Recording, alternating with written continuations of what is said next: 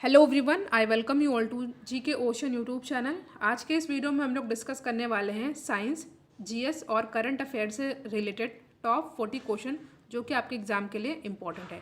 तो चलिए हम लोग अपना आज का डिस्कशन स्टार्ट करते हैं। पहला क्वेश्चन आपके सामने, अनुच्छेद 323 का के तहत सरकार द्वारा गठित केंद्रीय प्रशासनिक अधिकरण के सदस्य अपना त्यागपत्र किसे संबोधित करके देते हैं।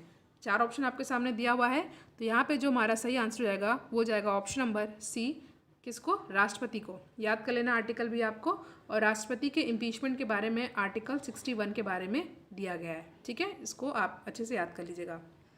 नेक्स्ट क्वेश्चन आपके सामने इंपॉर्टेंट है। संयुक्त राष्ट्र संघ द्वारा अंतर्राष्ट्रीय ग्रामीण महिला दिवस प्रतिवर्ष मनाया जाता है कब?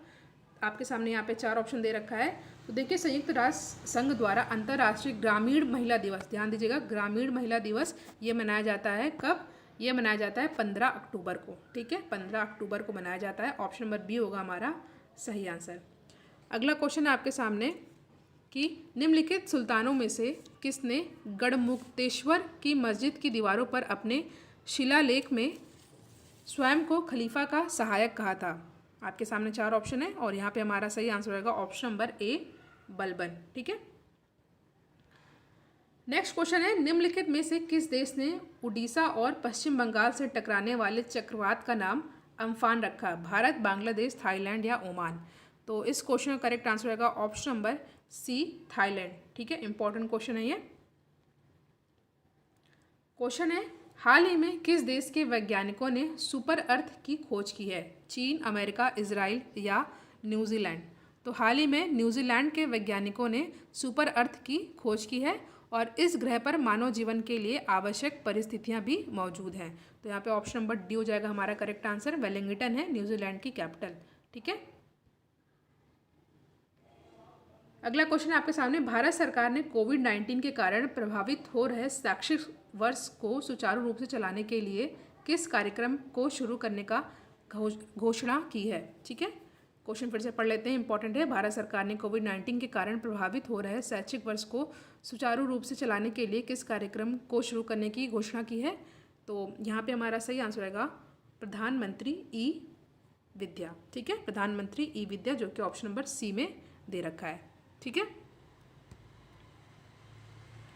अगला क्वेश्चन आपके सामने, निम्नलिखित खाड़ी देशों में से हाल ही में किस एक ने नाबालिगों द्वारा किए गए अपराधों हेतु मृत्युदंड को समाप्त कर दिया? संयुक्त अरब अमीरात, सऊदी अरब, ईरान या कतर?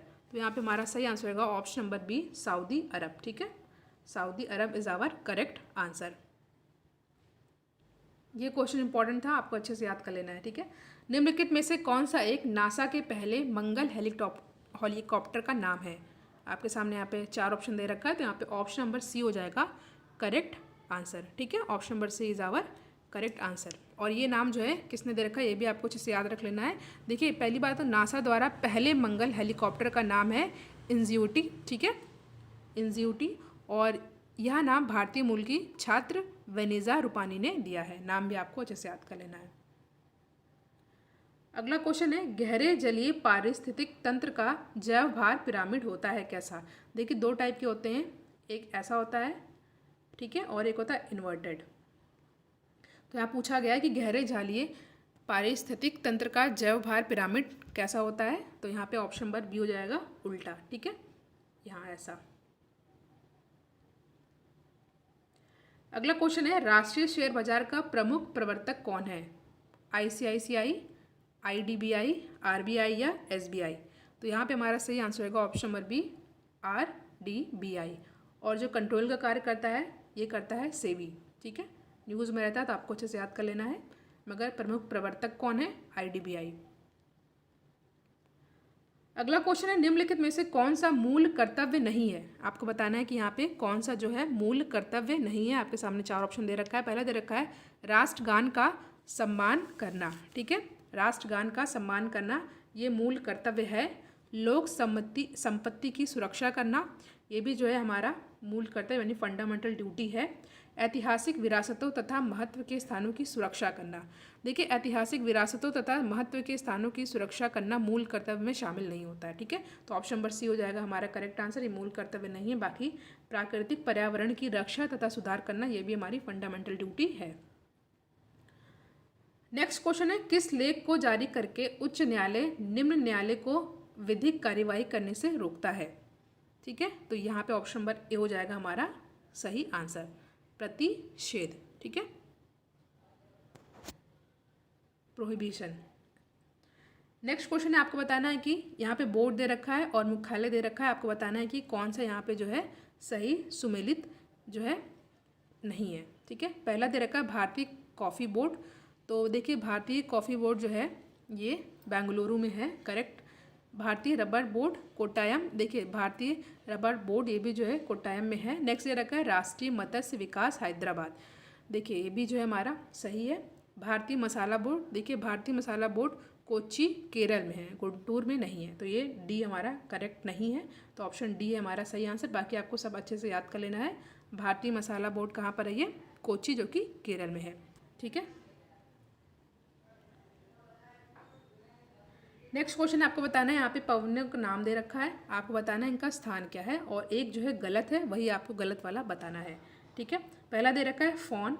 तो देखिए फॉन ये आल्पास पर्वत, इसका स्थान ये सही दे रखा है।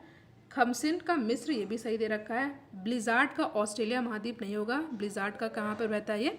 देखिए ब्लिजार्ड कनाडा में हिमपात के साथ बहने वाली पवनें हैं। ठीक है, बाकी चिनूक संयुक्त राज्य अमेरिका, ये सही दे रखा है। तो ऑप्शन नंबर सी है हमारा करेक्ट आंसर, क्योंकि गलत दे रखा है। अगला क्वेश्चन है, निम्नलिखित में से कौन सा भारत का उत्तरतम जैव मंडलीय आरक्षित क्षेत्र है? चार ऑप्शन दे रखा है, नंदा देवी, डिब्रू सैखोवा, कोल्ड डेजर्ट या कंचनजंगा। ठीक है, तो देखिए जो शीत मरुस्थल, ठीक है, जो यहाँ पे दे रखा है शीत मरुस्थल यानी कि कोल्ड डेजर्ट, ये जो है हमारा हिमाचल प्रदेश में स्थित है और ये भारत का उत्तरतम जैव मंडलीय आरक्षित क्षेत्र है। ठीक है, cold desert is the north most biosphere reserve zone of India. ठीक है, ये कहाँ पर है? ये हिमाचल प्रदेश में। नेक्स्ट क्वेश्चन है, कांग्रेस के 1905 के बनारस अधिवेशन के संबंध में विचार करना है। ठीक है, यहाँ पे दे रखा है आपके सामने। इसमें आपको बताना है कि कौन सा कथन गलत है। ठीक है, कांग्रेस के 1905 के बनारस अधिवेशन के संबंध में विचार करना है। ठीक है, पूरा क्वेश्चन यहाँ पे हुआ नहीं है, तो आप बताना है कि कौन सा कथन गलत है। तो पहला दे रखा है, इसकी अध्यक्षता दादा भाई नौरोजी ने की थी। देखिए जो 1905 का कांग्रेस का अधिवेशन जो कि बनारस में होता, इसकी अध्यक्षता गोपाल कृष्ण गोखले जी ने की थी। तो पहला ही हमारा गलत है, तो ऑप्शन नंबर 1 हो जाएगा हमारा सही आंसर। बाकी दूसरा तीसरा दे रखा है, इसको आपको अच्छे से याद कर लेना है। इस अधिवेशन में गोपाल कृष्ण गोखले को विपक्ष के नेता का पद दिया गया था। ठीक है, और यहाँ पे दे रखा है कि स्वदेशी को बंगाल के बिहार विस्तारित करने का निर्णय किया गया। ठीक है,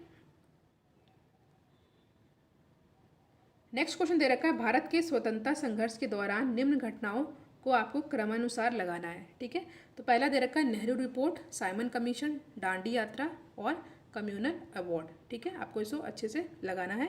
देखिए जो नेहरू रिपोर्ट थी, नेहरू रिपोर्ट जो है ये 1928 अगस्त की। ठीक है, साइमन कमीशन भारत आया था ये 8 नवंबर 1927। दांडी यात्रा, इसका टाइम पीरियड है मार्च 1930 और कम्युनल अवार्ड ये है 1932। ठीक है, तो यहाँ पे जो हमारा सही आंसर होगा ये हो जाएगा ऑप्शन नंबर ए। ठीक है,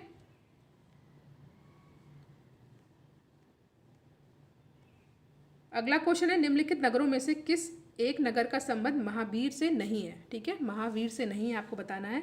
तो देखिए ऑप्शन नंबर बी है यहाँ पे हमारा करेक्ट आंसर। देखिए वैशाली को महावीर स्वामी का जन्म स्थान, ठीक है, पावापुरी को निर्वाण स्थान तथा चंपा को महावीर के उपदेश के लिए जाना जाता है। ठीक है, जो लुम्बिनी है ये भगवान बुद्ध से संबंधित है। नेक्स्ट क्वेश्चन है, भारत छोड़ो आंदोलन के दौरान जवाहरलाल नेहरू अल्मोड़ा जेल में बंद थे, मौलाना आज़ाद कलाम कैद थे कहाँ पर?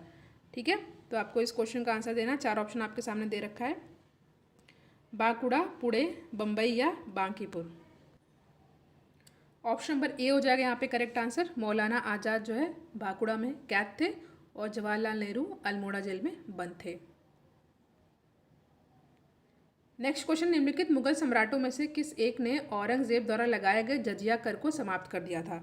देखिए, वर्ष 1707 में बहादुर शाह प्रथम, जिसे शाह आलम के नाम से भी जाना जाता है, मुगल सिंहासन पर बैठे थे और इसने हिंदू सरदार एवं राजाओं के प्रति सहिष्णुता की नीति अपनाई थी और औरंगजेब द्वारा लगाए गए जजिया कर को समाप्त कर दिया था। तो ऑप्शन नंबर बी है यहाँ पे हमारा correct answer, most important question.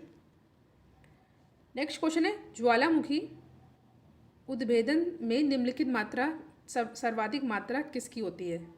ठीक है, तो ऑप्शन नंबर बी हो जाएगा हमारा करेक्ट आंसर। कई बार ये क्वेश्चन पूछा गया है बार बार, तो आपको अच्छे से याद कर लेना है। ज्वालामुखी में सर्वाधिक मात्रा में क्या होती है? जल वाष्प। ठीक है, क्वेश्चन आपके सामने, अर्थक्वेक यहाँ पे दे रखा है, उसकी तरंगों के बारे में दे रखा है।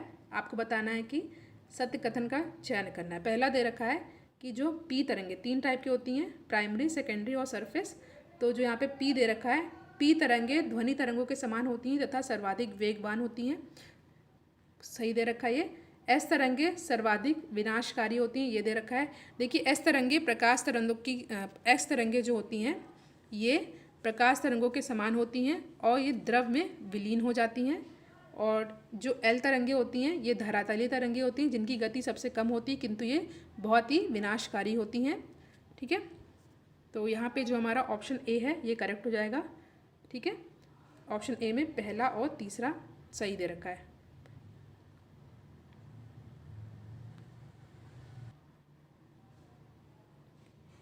अगला क्वेश्चन है, भारतीय उद्यमशीलता संस्थान कहाँ पर अवस्थित है? तो ये कहाँ पर है? ये है गुवाहाटी में। ऑप्शन नंबर सी है हमारा करेक्ट आंसर। देखिए, जो भूकंप तरंग के बारे में जो क्वेश्चन मैंने बताया उसमें आपसे हमेशा पूछा जाता है कि सबसे ज़्यादा विनाशकारी तरंगें कौन होती हैं, तो ये आपको अच्छे से याद कर लेना है। ठीक है, जो एल वेव होती हैं वो बहुत ही विनाशकारी होती हैं। अगला क्वेश्चन, निम्नलिखित कथनों पर विचार करना है। ठीक है, आपको बताना है किस नदी के बारे में दे रखा है। यह भारत की पवित्र नदियों में से एक है और इसकी उत्पत्ति कर्नाटक राज्य की ब्रह्मगिरी पहाड़ियों से होती है। 4 ऑप्शन आपके सामने दे रखा है, आपको बताना है किस नदी के बारे में बात की जा रही है, गोदावरी, कावेरी, नर्मदा या महानदी। तो ये जो है कावेरी नदी के बारे में बात की जा रही है। अगला क्वेश्चन, निम्नलिखित भारतीय राज्यों में से कौन सा एक उत्तर पूर्वी राज्यों की 7 बहनों का भाग नहीं है? देखिए, भारत के 7 जो नॉर्थ ईस्ट यानी कि उत्तर पूर्वी राज्य की 7 बहनों की उपमा से संबोधित किया जाता है। इसमें अरुणाचल प्रदेश, असम, मणिपुर, मेघालय, मिजोरम, नागालैंड, त्रिपुरा संबंधित है, सिक्किम इससे संबंधित नहीं है। ठीक है, तो ऑप्शन नंबर ए हो जाएगा हमारा करेक्ट आंसर।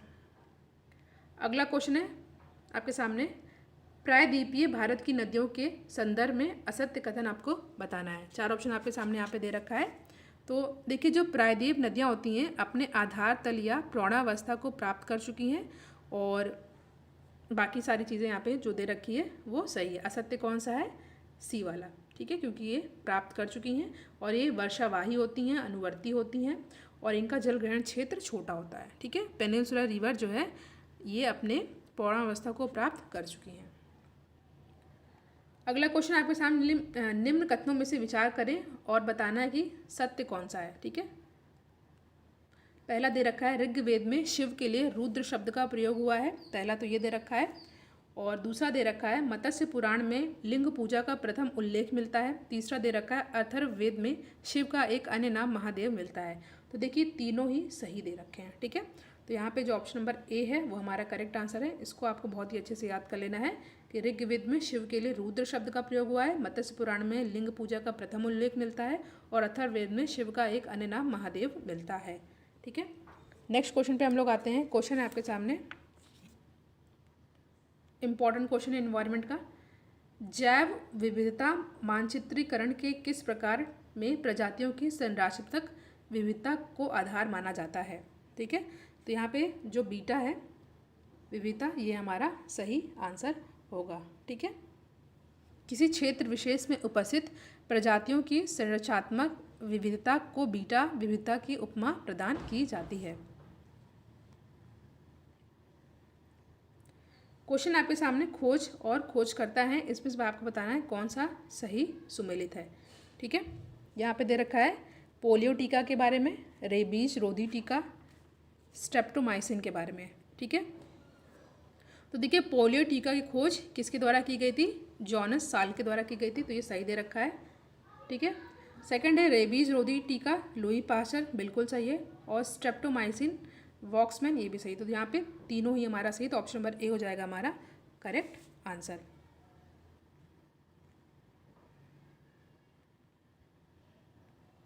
नेक्स्ट क्वेश्चन है निम्न कथनों में से कौन सा असत्य है, आपको बताना है। पहला दे रखा है अटलांटिक महासागर की सर्वाधिक लवणता सार्गासो सागर में पाई जाती है।